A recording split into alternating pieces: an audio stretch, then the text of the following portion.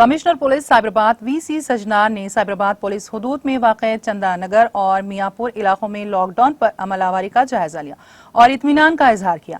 DGP Mahendra Reddy की जानिब से जारी करदा इन अहकाम के बाद के लॉकडाउन पर सख्ती से अमलावरी की जाए। वीसी सजनार ने यहाँ का दौरा किया। उन्होंने कहा कि लॉकडाउन पर मौसर अंदाज में अमल जारी है।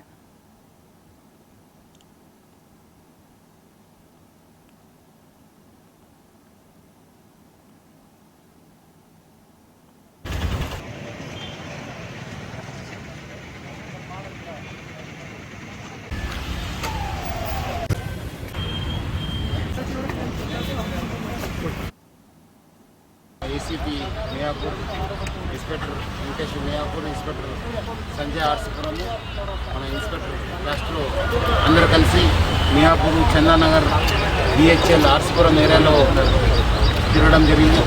చాలా చోట్ల కూడా 10 o'clockకే దుకాణం బంద్ చేసి వాళ్ళందరూ కూడా వెళ్ళిపోవడం జరుగుతుంది.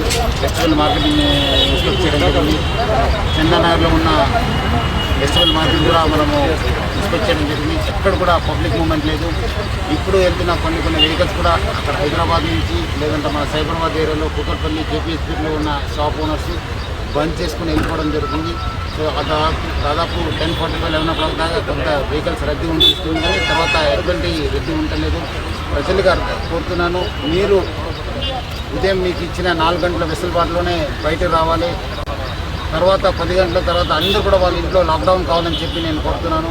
ఎందుకంటే ఇప్పుడే మన తెలంగాణలో కేసెస్ చాలా తగ్గుముఖ పడుతుంది. సో అందరూ కూడా సహకరించాలని చెప్పి కోరుతున్నాను.